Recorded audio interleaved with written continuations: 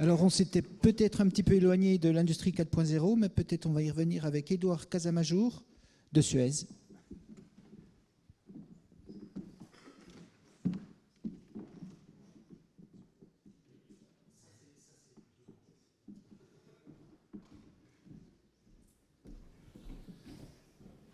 Bonjour tout le monde, un grand merci d'être là. Je remercie l'Humanita Lyon de Lexi qui m'a invité à venir ici. Je suis ancien élève de Lexi et donc je suis très heureux d'intervenir.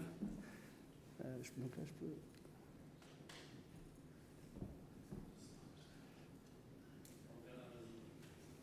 Régie, il faut appuyer sur un bouton peut-être. Ok, c'est bon. Super. Donc je travaille chez Suez, j'ai passé 15 ans dans les déchets, à peu près installé tout type d'installation pour recycler, trier les déchets. Et aujourd'hui, je m'occupe de l'accompagnement du changement. L'industrie 4.0, c'est ce que vous disiez tout à l'heure en introduction, on est passé d'une économie industrielle où on cherchait des bras à une économie de la connaissance où on cherchait des cerveaux pour amplifier la croissance. Et demain, une industrie 4.0 où on va chercher des cœurs, des talents. Mais on est tous bien placés pour le savoir. Il y a un problème de ressources. On consomme 2,5 planètes par an. Et donc, cette croissance, ce schéma mental, cette philosophie, elle est finie. Et si on regarde le sujet organisation, donc aujourd'hui, je travaille dans un grand groupe, on a des organisations pyramidales où on parlait de travail posté avec du pointage, la fameuse badges, et un management traditionnel où ce qui était important, c'était que le manager sache tout et dire ce qui doit être fait.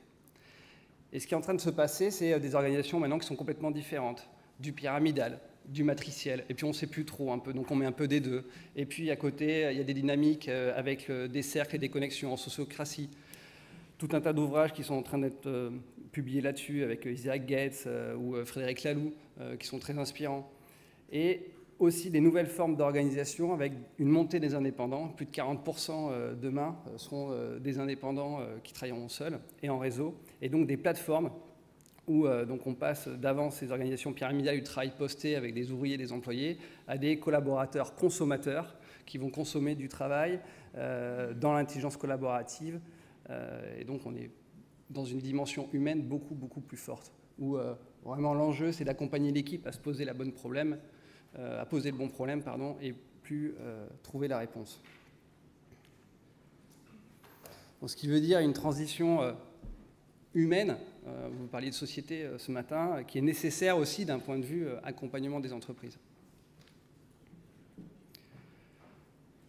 Pour ça, en fait, ce qui est important, toujours pareil, c'est de partir de ce qu'on sait bien faire et de pérenniser la gestion courante.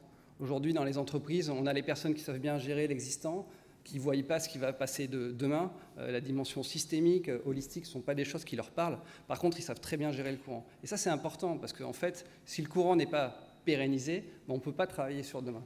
Mais en même temps, travailler sur demain, il faut le faire maintenant, dès à présent, parce qu'on est déjà en retard. Et c'est toute la complexité qu'on a à résoudre. Donc pour ça, en fait, c'est de travailler sur des systèmes en parallèle, des systèmes de transition qui travaillent avec la gestion courante, qui sont connectés via un comité de direction, et qui ont une liberté d'agir et qui sont déjà en mode réseau. Le grand intérêt de ça, c'est que ça permet de polliniser, une fois qu'on a fait une boucle d'itération, de pouvoir polliniser le changement à l'intérieur de l'organisation. Et donc l'idée qui est passée du test, du proto, de l'expérimentation, comme elle travaille en réseau dans ce mode parallèle, elle devient de la gestion courante, puisque le réseau, ce sont des personnes qui travaillent aussi dans la gestion du courant. Et donc dans l'industrie 4.0, les opportunités pour les territoires, elles sont vraiment fortes, mais il faut pouvoir mettre en place cette dynamique de changement qui va permettre en fait de se dire on garde l'existant, on le pérennise, on garde les personnes qui savent bien faire, les nouvelles personnes, on les fait travailler sur les nouvelles manières de faire et sur les nouveaux procédés, les nouvelles propositions de valeur, les nouveaux produits, et on travaille avec le territoire. Tout est systémique. Et ce qui est facile de le faire, c'est de le faire à la taille de l'écosystème et du quartier, on vient de le voir. Dans l'industrie 4.0, c'est pareil. On peut faire des tests faciles. Et donc, il y a des vraies opportunités, je pense, dans l'industrie 4.0, sur les ressources, think local, sur l'expérience client. On peut tester tout ce qu'on peut. Tous autour de nous, nous sommes tous consommateurs. Donc à partir du moment où même Alstom qui fait des trains, ils ont un banc d'essai de tests de tramway, à Caen, ils refont passer les tramways pour retester des choses. C'est formidable, il y a l'infrastructure qui est déjà là. Mais en même temps, à côté, si j'ai une entreprise d'agroalimentaire, c'est pareil, je peux tester mes produits surgelés ici sur La Rochelle. Donc il y a un champ des panels qui est très fort aussi pour l'industrie 4.0 pour tester ces produits vite. L'Oréal en parlait avec le test avec leurs collaborateurs, c'est exactement ça.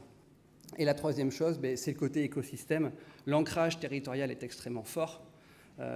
Chaque entreprise, chaque site industriel a toujours une histoire qui est liée à son écosystème. Les bassins industriels, ils sont nés à un endroit parce qu'il y avait de la ressource. Comment on fait pour ressourcer ça, pour redévelopper des filières? Et donc, in fine, pour moi, l'industrie 4.0 doit rendre possible cette économie circulaire et cette transition énergétique. Et elle doit être acteur de ce changement.